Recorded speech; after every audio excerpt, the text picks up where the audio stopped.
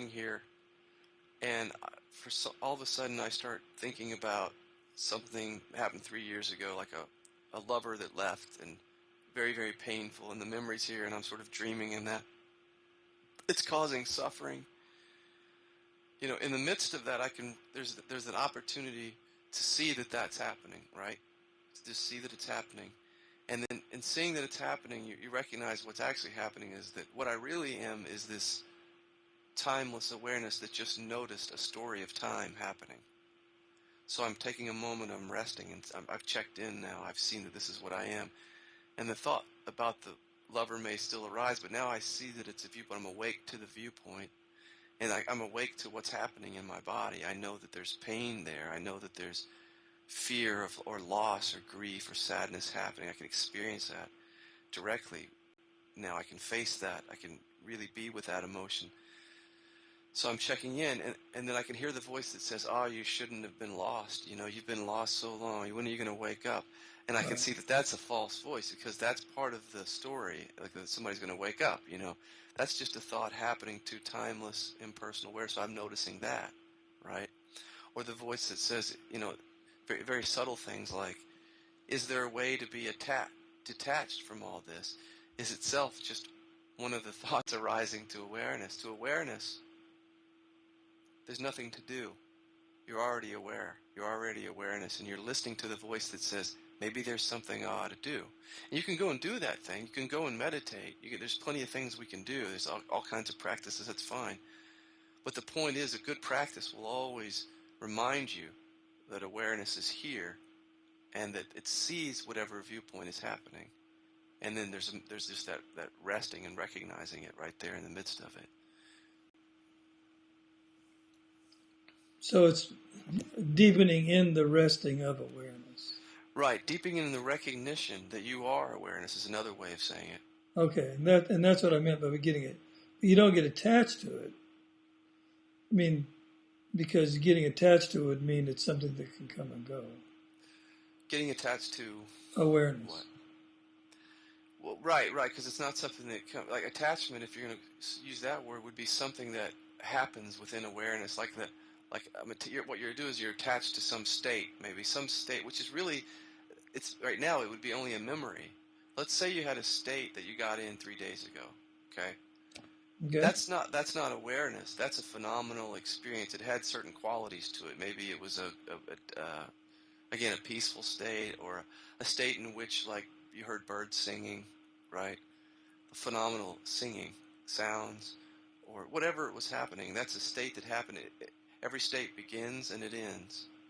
So it's not awareness, because awareness is infinite. It's non-dual. It's not beginning and ending. So you have a state, but as you're here now, that state is nothing more than a memory. It's just a memory now. You don't have access to that state. It's been reduced to a thought and then the thought comes up and says, I remember that. That felt like awareness, but you're just entertaining a viewpoint right now is all. Right.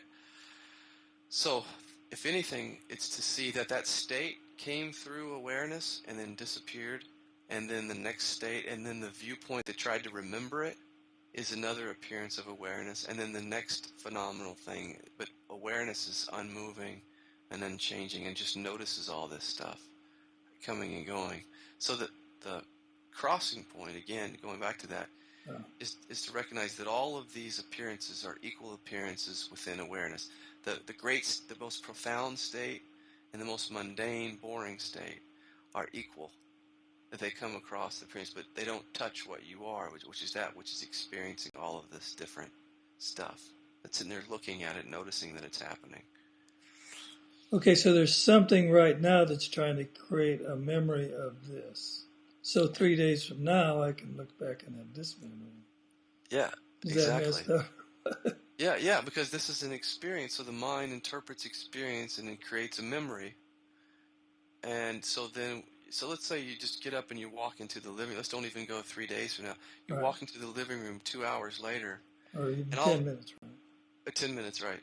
And let's say your loved one says something and there's just this reaction. Because that's what we experience, right? Sure. All the time. So there you are and you're like, and then the mind has this memory that comes up right after the emotion. There's the reaction, Yeah. and then which is its own arising, and awareness sees the reaction. It's just you're just aware that there's a reaction happen, a viewpoint, and then the memory comes up that says, "Oh, you were in this peaceful place of awareness when you were talking to Scott." But that's just another thought that comes across its screen. You can see it as a thought. Right. It isn't what it looks like. It's just like something that happened. Like it's phenomenal existence. And so you see what I mean. And then, but that's a critical point right there, because you can go into that and dream about that state that happened, but that doesn't make awareness more present. Right. Awareness is always present, and it's the space in which that memory of that state is happening. And when you don't emphasize that, you just see it's a thought coming across. By seeing it, like everything else, it has its short lifespan. It just disappears, and then you check in, and there's still awareness there. I'm still here. This is it. You see? Well, what could well happen is I'll go around and be in this place of awareness, but I won't want to go to bed. So I'll stay up as long as I possibly can, because the story is when I wake up in the morning, it'll be gone. That's it. See, I'm a tough case for you. That's okay though, because at least you know what the issue is. You now know that the issue is that there's certain phenomenal things happening in your experience. Like if you really looked at what's happening, for me it might be like it might be a subtle sense of joy. It might be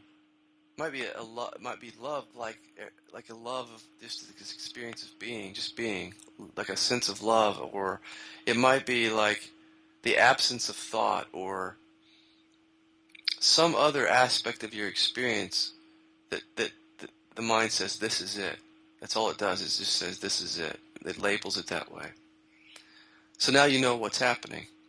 So now you know it's made a false mistake. It says that somehow this experience alone, by itself, is awareness, which actually doesn't hold true in your experience, because let's say 3 days from now, you go into this, whatever you go into, without awareness, that can't appear. There's no way it could appear, because it's appearing to awareness. What's happening is that you haven't lost awareness. It's just that new phenomena are arising in awareness. That's all that's happening. A new experience, a new state is happening in awareness. And the mind subtly says, but awareness has certain attributes. You see? And that's the trick, though. In it, you could say that it does, but the trick is that you can't. It's almost like you can hold on to nothing. Just as good as it feels or as bad as it feels, just to let it be what it is, which is a temporary appearance. And then as soon as it's gone, it's totally gone, just leaves no trace. So like when this experience is over, the camera shuts off, you get up, there's no need to reference this experience anymore, because there's awareness with new phenomena arising, which might be, I gotta go to the bathroom, or the thought of what do you have to do tomorrow, and then that thought dies, leaving no trace. So there's no reason to go revisit that experience, unless for practical purposes, like for work or something. But each experience, each state, each thought just dies, and it dies a complete death in our experience. Okay. Right? So we don't ever have to refer back to it to know that we are present awareness. There's a tendency to not let it die a complete death. Let it die complete death. Right.